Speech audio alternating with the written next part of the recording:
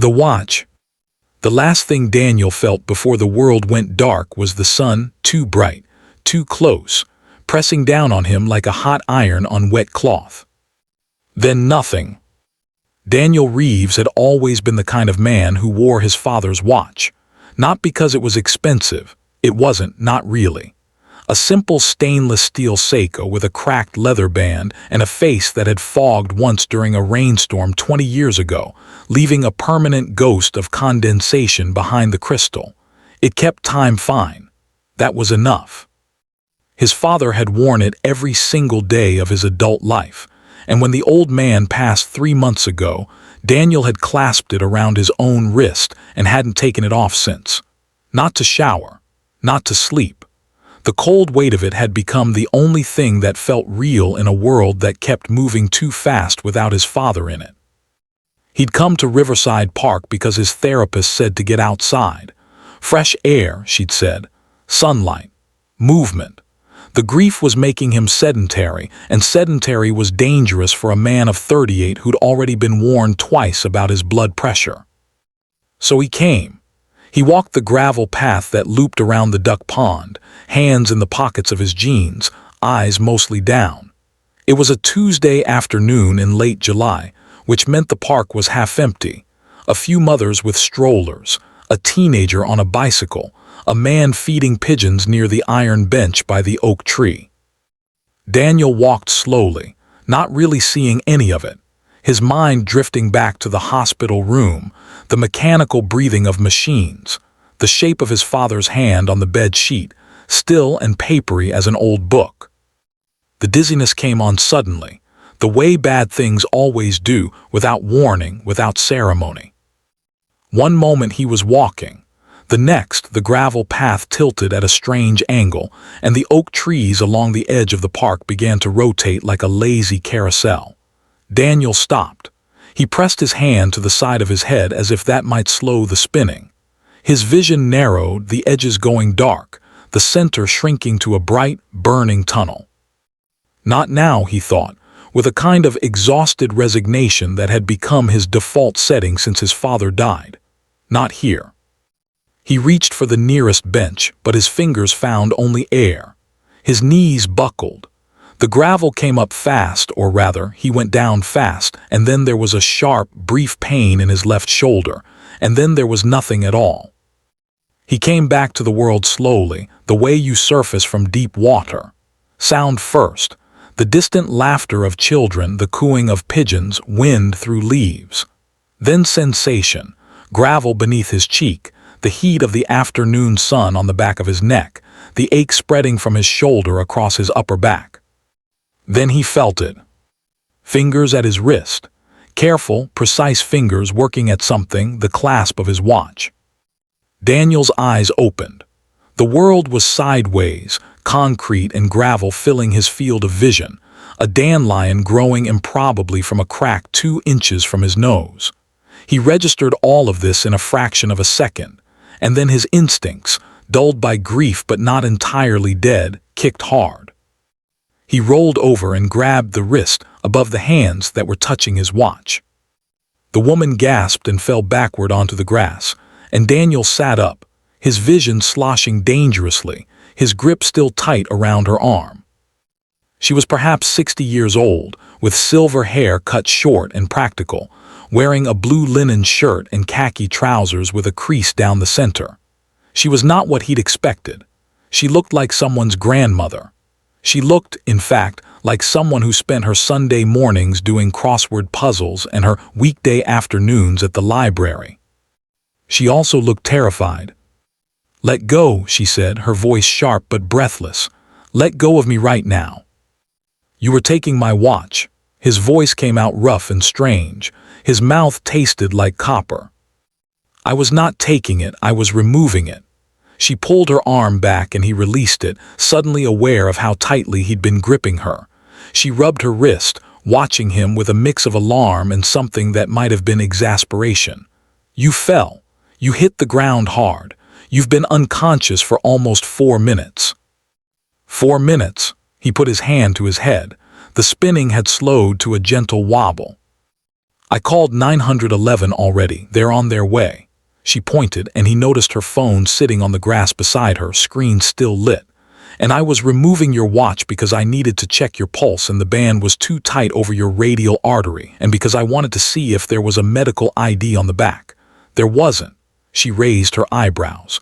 There's just an engraving, to my son. Time is the only gift I have. Dad. Daniel went very still. He hadn't known about the engraving. He'd never looked at the back of the watch. He'd received it in a small envelope from the hospice nurse, already sealed and labeled with his name, and he'd taken it out and put it on and never thought to turn it over. The woman was watching him with different eyes now, not alarmed anymore. Something gentler had replaced the alarm, recognition maybe. The recognition of someone who'd seen grief before and knew its exact shape. I'm sorry, Daniel said, and he meant it in about 5 different ways at once. I thought. I know what you thought. She settled herself more comfortably on the grass, apparently in no hurry to stand. I'm a retired physician, Margaret Hale. I was walking past and I saw you go down. She paused. You went down fast, young man, no warning, just down. I've been having dizzy spells. He looked at his wrist, at the watch sitting there, and thought about the engraving he hadn't known existed. I haven't been sleeping well. Or eating well, I'd guess. Her eyes moved over him with professional efficiency. When did you last eat a full meal? He had to think about that. Yesterday, maybe, lunch. Margaret Hale made a sound that was not quite a sigh, and not quite a word, but communicated volumes. She reached into the canvas bag hanging from her shoulder and produced, with the matter-of-fact calm of someone who had spent decades being prepared, a granola bar and a small bottle of orange juice. She set them on the gravel between them like an offering. Eat, she said. He ate. He didn't even think to refuse. The orange juice hit his bloodstream like sunlight, and he felt the dizziness recede another degree. You lost someone, she said. It wasn't a question. My father, 3 months ago. She nodded slowly. How old? 71, cancer. He turned the watch on his wrist, thinking about the engraving on the back. Time is the only gift I have. It wasn't unexpected, but I don't think unexpected is really the thing that matters. No, she agreed. It isn't. Expected loss is still loss. Sometimes it's worse in its own way.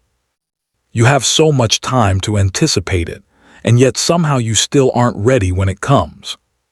He looked at her. Did you? My husband, 11 years ago. She said it simply, the way you state a fact you've had time to absorb, not without weight but without the raw edge. Heart attack, in the garden of all places. He was planting tomatoes. A small, complicated smile crossed her face. 11 years and I still can't grow tomatoes. I've tried every season since. They never come out right. Daniel didn't know what to say to that. He found he didn't need to say anything. In the distance, he could hear a siren growing closer. The watch, he said. I didn't know about the engraving. It's a beautiful sentiment. He wasn't a man of many words, my father. He was an engineer, very practical, very literal. Daniel turned the watch over and looked at the back for the first time. The engraving was small and neat, exactly the kind of precise lettering his father would have specified. To my son, time is the only gift I have. Dad. He never said that to me. He never said anything like that. Some people can only say the things that matter when they're sure they won't have to follow them up with a conversation, Margaret said, not unkindly.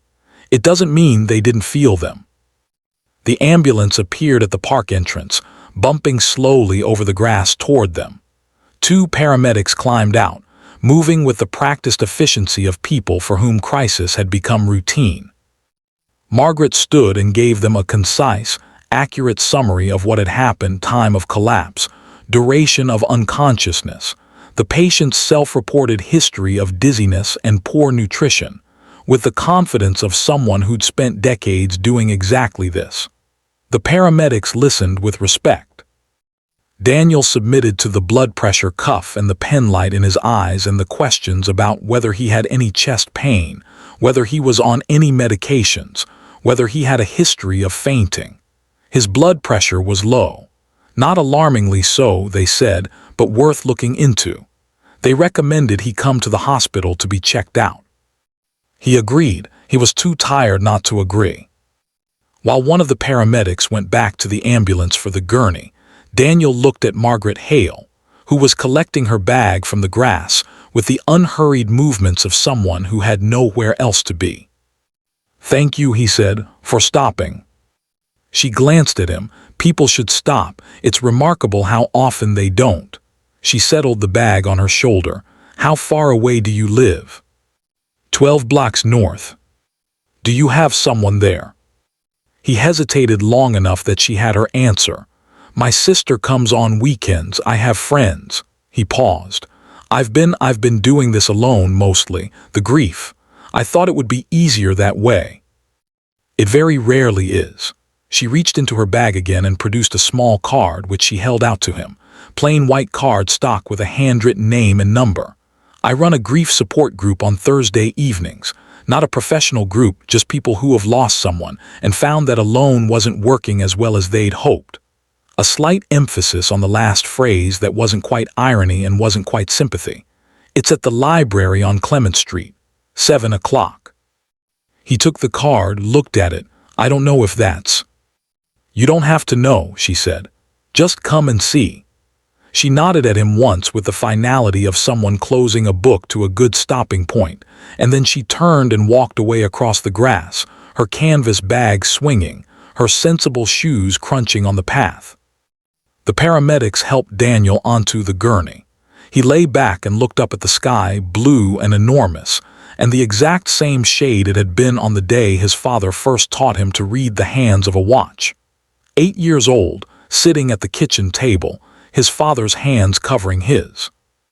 "The short one tells the hour," his father had said. "The long one tells the minutes. Between them, they tell you everything you need to know." Daniel lay in the back of the ambulance and turned the watch on his wrist and thought about 11 years of failed tomatoes, and a card in his pocket, and an engraving he'd never read, and the strange grace of a woman who'd stopped when she didn't have to. "Time is the only gift I have." He understood now.